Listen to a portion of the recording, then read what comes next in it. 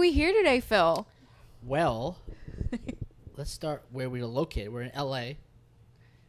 We've been City of Angels. Been here for about a year now. Yes. Out of I wouldn't call it a whim, but something we've always wanted to do. It wasn't a whim. It was you've always wanted to live on the West Coast. I have, yes. Since when? What's always? Probably like after high school. Okay. Yeah. I think it's because I saw so many like Brink and like movies and things like that where I'm like, oh, I want that for me. Oh my God. Yeah. Yeah, I didn't know you wanted to surf too, so. I did want to surf, yeah. I haven't done that yet, but. We'll put on a to-do list. Yes. LA to-dos. So we are from Rhode Island, smallest state in the U.S. Not Long Island, Rhode Island. I was born and raised there, and so was he. But we didn't really get acquainted until 2018. That's reacquainted. First acquainted. I don't know. 16. What the hell's acquainted mean? Like knew of each other. 16? 15? When did you first start dating? 2011. 2011. Yeah. Something like that. 2011. Yeah. And reacquainted in 2017. Yeah. And here we are, Yes. way later. Living a manifestation of yours. Yes. So we are living a dream to be an actor in LA. Yes. And luckily, I think you have that same interest as well. So that was pretty cool and easy for me to do. That's one of our main common interests we have for sure is becoming an actor and living that star. I wouldn't call it stardom, but living our art. Yes. Yeah. I did want to open with like, yeah, we wanted to be actors already living when we were in Rhode Island. I think saying like, oh, I want to be an actor in LA, like if you're already living in LA, it's just so like, of course everybody does. It's like so common. But to actually make the move out here, like a lot of people don't leave Rhode Island, and then if they do leave Rhode Island, they come back, which is fine. But there's people who have never left Rhode Island, like period. Yeah. So making this move out here, this is not my first forte. Leaving Rhode Island to pursue acting. I left Rhode Island once to New York on a whim because my best friend got a job there, and so that's like a story for another day. But I have been wanting to be an actor a very long time, and I knew I had to leave Rhode Island to do it. Now everything's virtual, but there's a lot of other things that I love here. Yeah. So yeah, but for me it's almost a year. It'll be a year next month. For you, it's been a year in a month. Yeah. Since I've been here. Yeah. It's still pretty trippy though, honestly. We just drove West Why? Hollywood, and it's like only 20 minutes away. Well, actually, we were on Hollywood Boulevard today, and it was fucking disgusting. I know I'm supposed to keep PG, but wow. Of course, you guys would probably want to see it firsthand, but I would compare it basically to a dirtier Times Square. Anywhere with a lot of people is gonna be dirty. A lot of tourists, touristy. So yeah. It's very touristy. Yeah. So yeah, I love Times Square. Do I? No, I just walked through it. I was very adjacent. You know what? I lied. I like the idea of Times Square. What about it? Like the lights and the hustle and bustle, but like walking through it and having like weird Elmos and Spider-Mans like trying to stop you. And well, you know, I lived there for 2 years. So after a while they stopped trying to talk to me because like I had like the New York scowl, which isn't really a New York scowl. It's more like I'm an Asian with old Asian parents. Like that's just my face. So what's that look like? Okay, so you just don't look pleased. No, I'm not thinking anything. Like, it's just my Gianna calls it my F you kill yourself face. But Yeah, I'm not thinking that. I'm just, I'm even.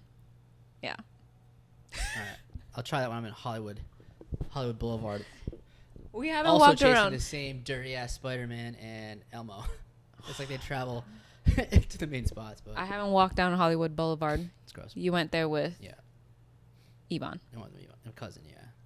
Anyways. But yeah, we came here, I experienced that, and just experienced like, okay, well, we're in that area. You do see a Dolby Theater and things like that, and like where they have like a lot of movie premieres and things like this across the street, I think. But I think it's just coming over here and feeling that energy of like something's possible, and you just drive through a lot of billboards and like you see acting classes when you drive by. It's just like that small type of energy that's like, okay. I think they're good reminders. Yeah, because it's not like we drive around Rhode Island or Providence or Smithfield and see like acting studios. Yeah. Or giant billboards. It's a small city. It is a city, but it's a smaller city. But you know, home is home. So home is home. So why do you think it's so hard to leave Rhode Island? I think in general, it's hard to leave when you're comfortable. If you're comfortable, or maybe you don't think of like what else is out there. If your core 5 people that you hang out with don't really travel or don't explore new ideas or have ideas about different things to do, then you just kind of like do the same thing every single year, especially if you don't do the inner work. If you don't look inside, you're like, oh, what am I curious about? What do I want to do? What do I want to try? Where do I want to go? What do I want to explore?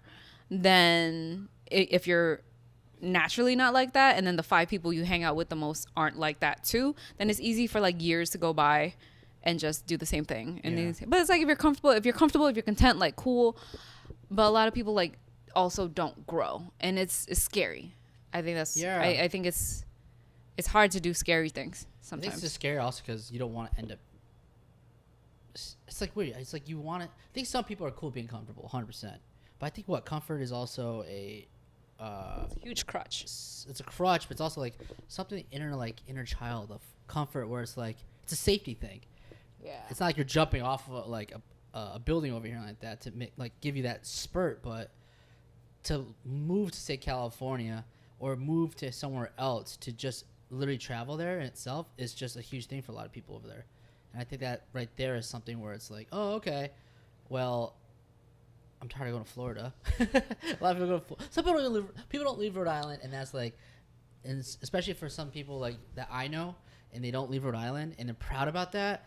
It's something I want to distance myself from a lot, because who am I talking to? Like, who are my people who I'm talking to are so proud of like being in Rhode Island that they would never want to try to leave. What is that type of comfort where it's like, oh, this is it? I don't know. Yeah.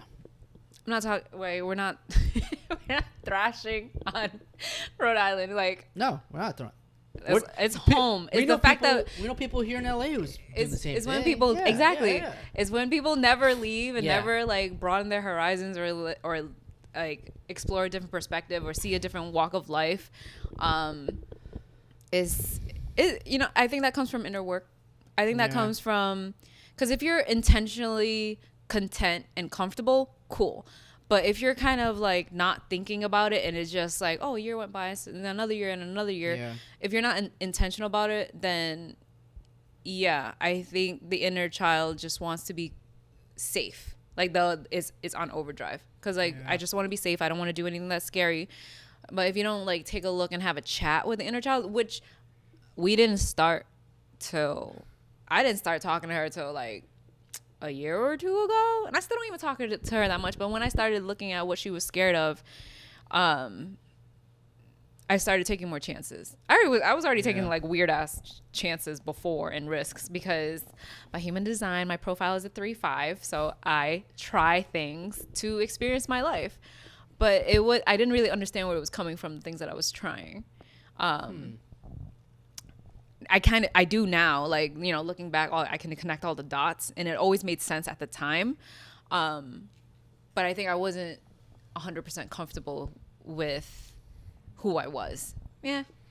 I'm like, why am I like this? Like, if you think about that, like, I think we mentioned multiple times, but like, I also like have envy on people, I guess you'd say, when people are so comfortable that they're okay with that. Like, I'm at that aspect of like, okay, well, I'm always on the move, or I'm always trying to be in the move. I've never stood still, basically, ever. I'm always traveling. I'm doing these type of things. That's like your anxious energy. So it's like that type of thing where it's like, it's also not a bad thing either. No, Yeah. if you have a balance. But I think That's probably balance. when I Yeah. came in your life, Yeah. it was like the least you ever left.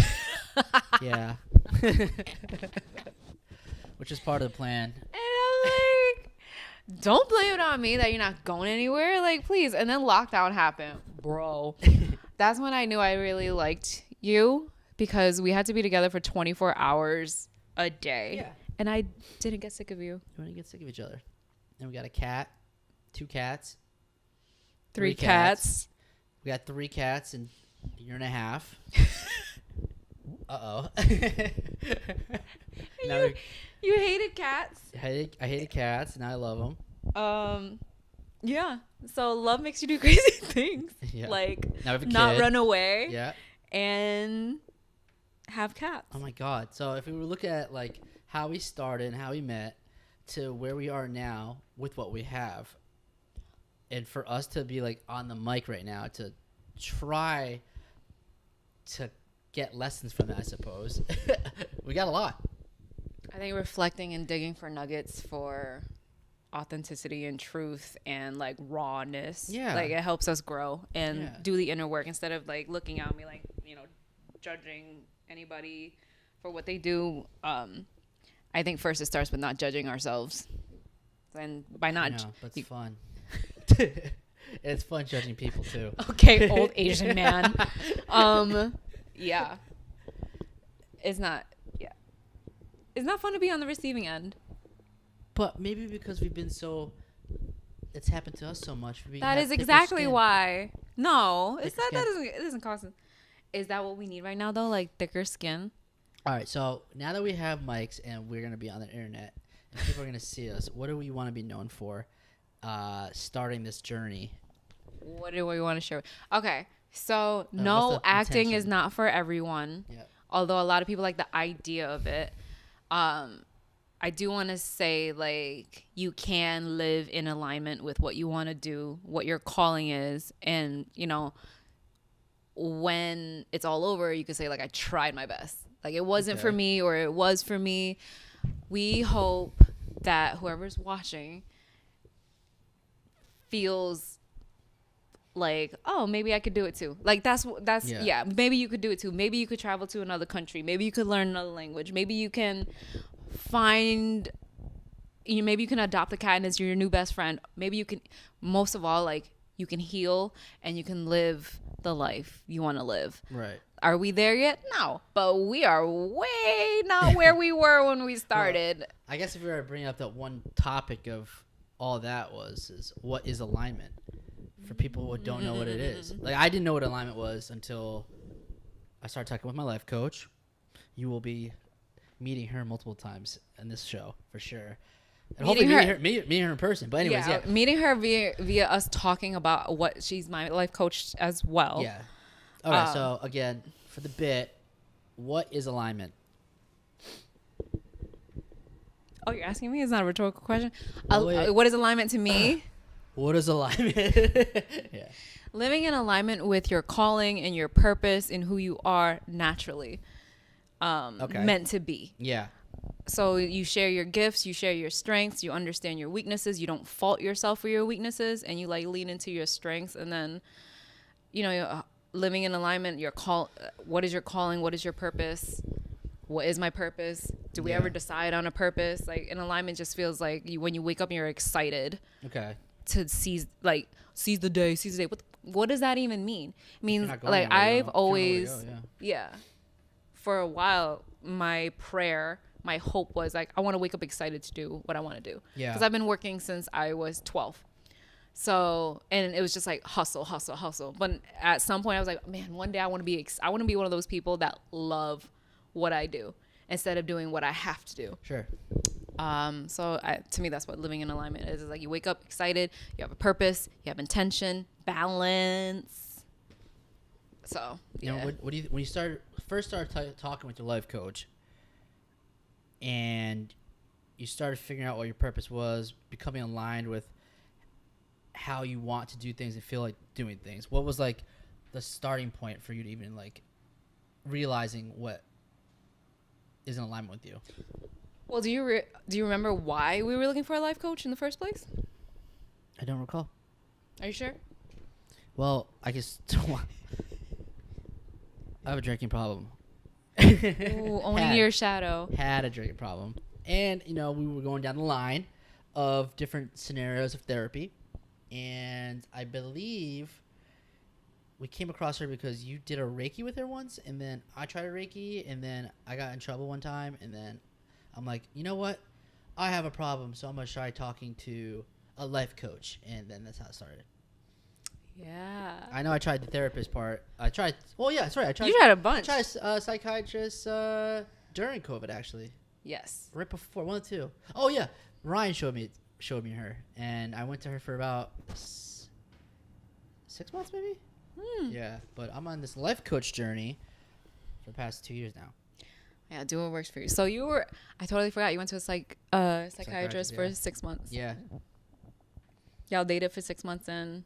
Yeah, we didn't last. Yeah, I don't think it was her. I just didn't get it. No, it's not her. I think that's that's the iteration of.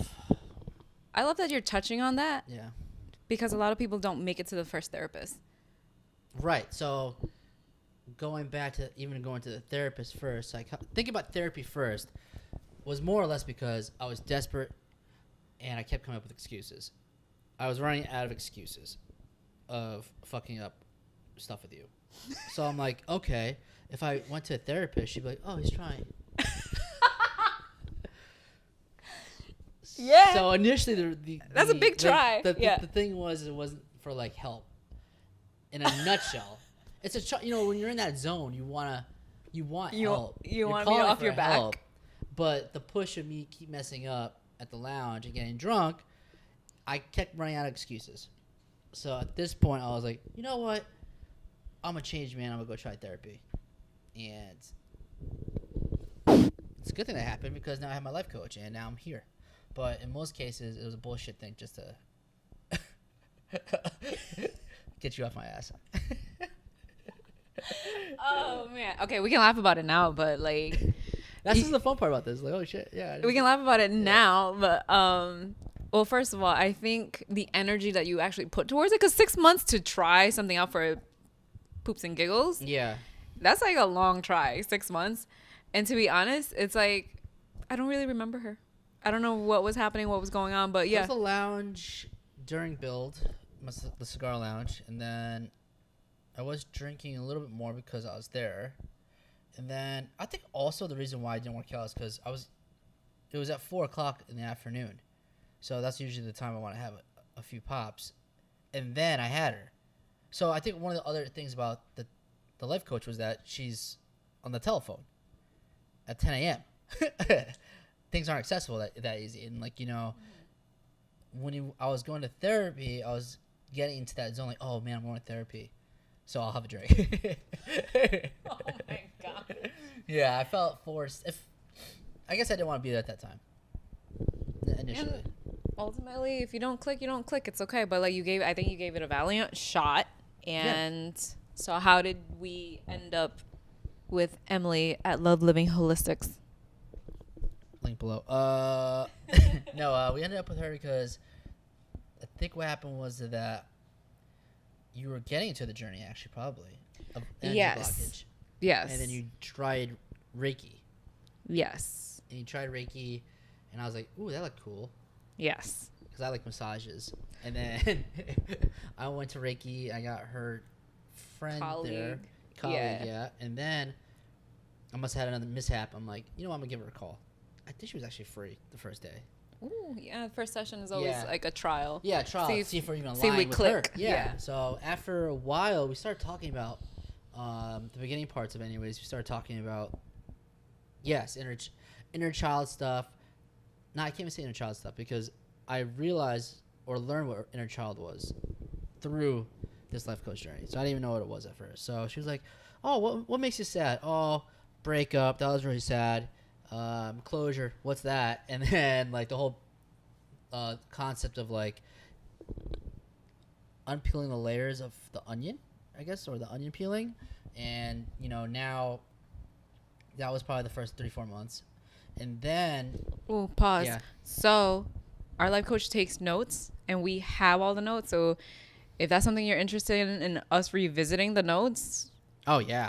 leave a comment. But yeah, go on. Yeah, so we did that, and then it's been a build up journey really, where it's like, okay, well, yeah, these are still the same issues. They're still similar issues, but I think I've handled it differently, and you get to learn how to like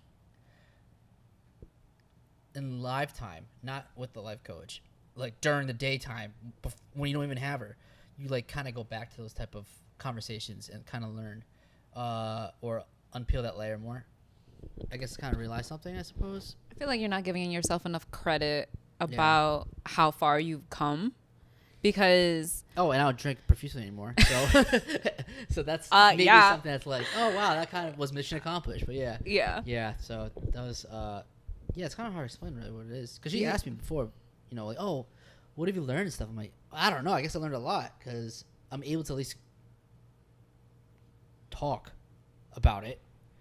Talk about some form of emotion I didn't even know what it was. Yeah. I know how to identify kind of now what I feel. Yeah. And I'm not burying it in dirt deeper and deeper. Mm-hmm. I'm actually kind of confronting it more. So that's kind of like something that I've really learned from her. That's a big something, I think. And not to gloss over it, we needed a couples counselor. Yeah. Yeah, we did. We needed a couples counselor, and I felt like energetically just like a mess, a huge mess. And then I legit Googled, how do I clear up my energy? It's like jacked up. What do I do? And then like Reiki came up, so I looked for somebody in Rhode Island. Okay. Yeah, so how did you find her? Yep. I don't know. What was Instagram? Like, Instagram. What was the pause? Instagram like reads my brain, and she popped up, and I went on her page, and I'm like, oh, I like her. So then I got the Reiki healing from her. Yeah. And it was huge. It was huge because it was like 2021, early 2021, like newly post COVID, like us emerging out kind of thing, and then so it was virtual.